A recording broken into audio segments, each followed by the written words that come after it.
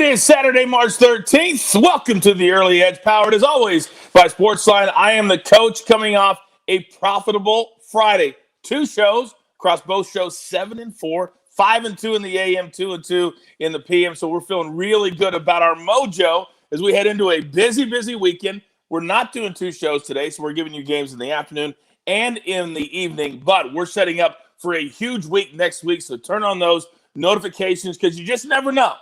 We're going to be dropping new content into your feed. Let's bring in our cappers today. And you know it's Saturday, so we've got golf, we've got hoops. Let's start with the man right next to me. Square, good morning.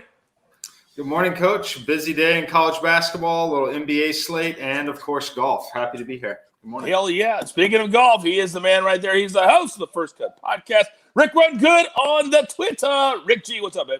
Coach, yeah, the Players' Championship might not be an official major, but certainly playing like one this week. Absolutely love it. We love it. $2.7 million, biggest prize in golf, goes to the winner of the Players. The Players are already out on the course as we speak. Before we get to our storylines, real quick, I want to tell you that you can create a pool to compete against your friends or just fill out your brackets for the chance to win a Nissan Rogue and a trip to the 2022 Final Four. You can play on the CBS Sports app or at cbssports.com/brackets. Join our podcast group for Chiefs Bracket Challenge. I dare you to try to beat me.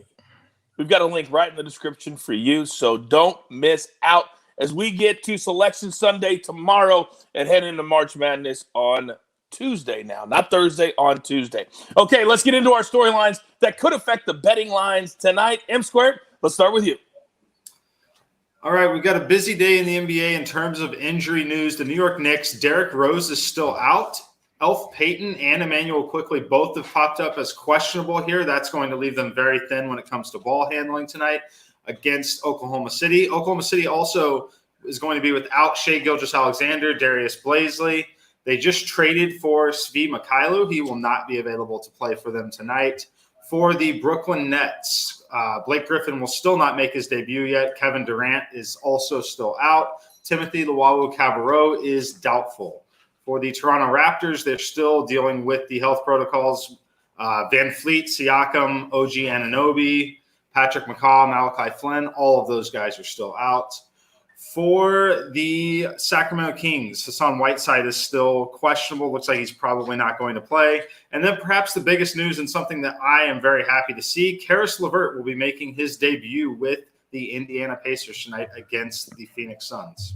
That's really cool. It was such an unfortunate situation with his health, and now that he's back, that's going to be great news for them. Also, for Oklahoma City, that's a big deal whenever Alexander doesn't play. I think right now he is clearly their best player. All right, on the other side of the Players, it may not affect the betting lines this week, but this storyline, Rick, was one of the most fascinating things that I've ever seen come out of a player's mouth with what Rory Mcilroy said after his miscut where he shot, 10, 11 over.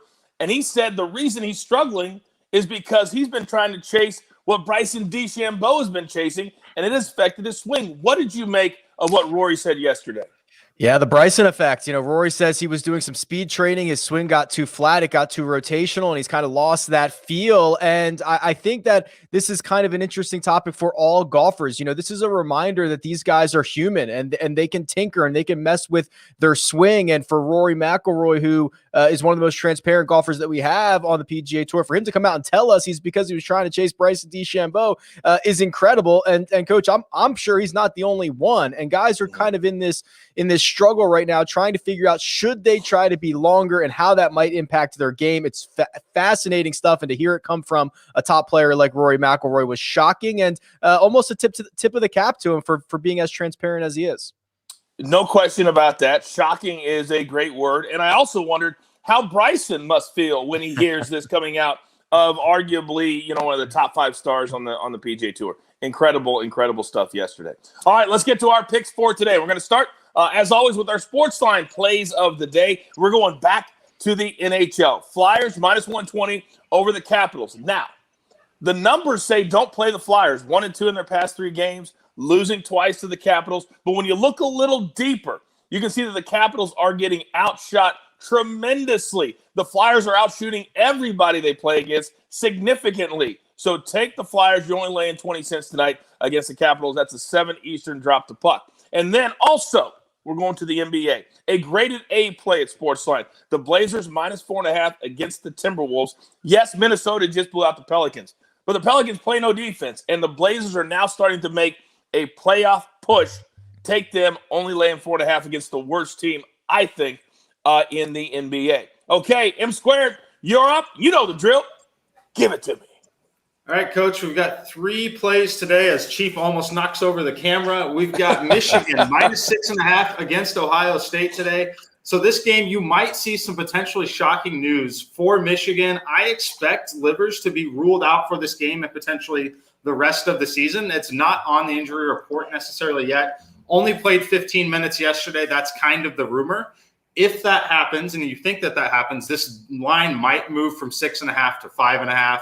But also, Ohio State is dealing with the situation on Kyle Young. I don't expect him to play after exiting the game early yesterday. If you watch that game, they were a significantly different team in the second half as they had to play without him.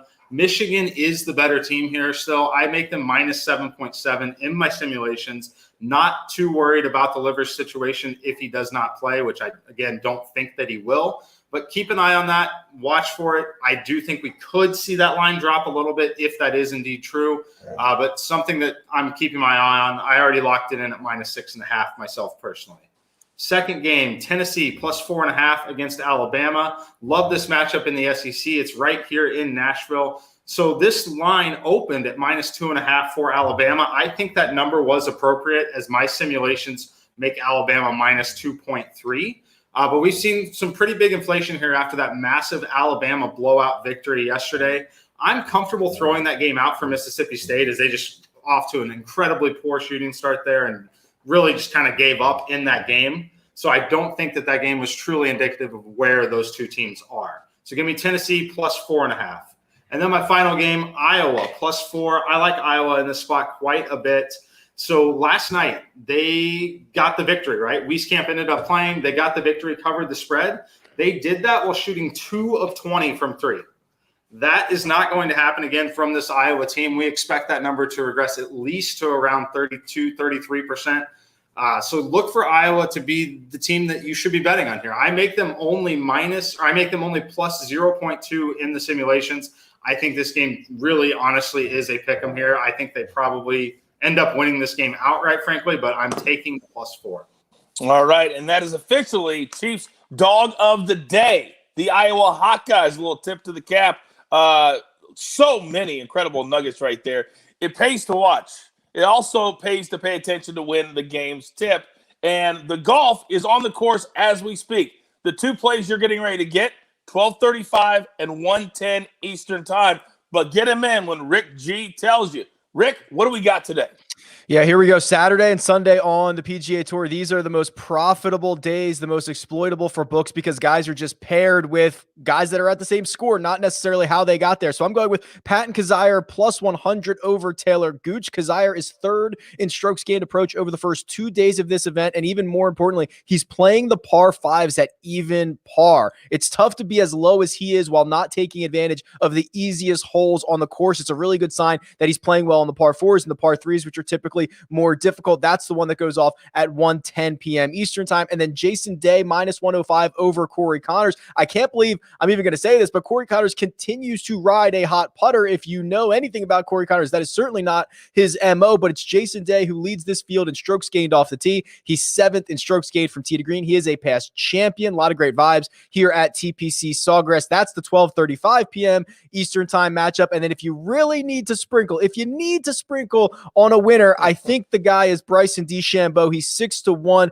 He's leading this field in strokes gained approach. He has been average off the tee. He has been average with his putter. Those are 2 aspects of his game that he is one of the best in the world at. So that is really scary for the rest of the field that he is sitting there lurking, not even with his best stuff, Coach. Yeah. And he said it wasn't even close to his best stuff. And he was out on the range for 3 or 4 hours after he finished playing his early tee time on Friday. He's motivated. He wants back-to-back wins, and I don't think that's bad. But think about it, 6-1, but yet he's 3 shots behind. That's how much Vegas believes in Bryson DeChambeau. Okay, we are up against it. Grab your paper, grab your pencil. Here we go. Here's our recap. Let's start with M Squared. He likes Michigan -6.5. Could have some interesting things happening in that game. with players that potentially will be out. But he's right. Ohio State, if you watched the game yesterday, after Young went out, they were a different team, and they could not figure out how to score. Will be tough today against Michigan. Tennessee getting 4.5 against Alabama, despite the fact that Alabama played great against Mississippi State. That's always a one-off. The next day in a conference tournament, very, very different. And then Iowa. Anytime you got the Hawkeyes getting points, I'm taking it. Plus the 4 as Chiefs dog of the day. And then Rick G, 3 different golf picks today at the Players. Kazire over Gooch, that's a 1:10 Eastern start. And Day over Connors, that's a 12:35 Eastern start. And then sprinkle a little bit, because I damn sure am going to. Bryson DeChambeau to go back-to-back. Bay Hill and the Players. What a double dip that would be. My goodness. And then our SportsLine plays of the day. The Flyers minus 120 over the Capitals. And in the NBA, the Blazers minus 4.5. A graded A play at SportsLine over the Timberwolves. That's an 8 Eastern tip. What else do you want? You've got your marching orders. Let's take all these tickets. You know where. Straight to the pay window right over there. For M Squared, for Rick Run Good, Rick G, for the Jeweler, for Chief, I am the coach. Let's have a great Saturday. And remember, this is the only place for your daily early edge. Good luck.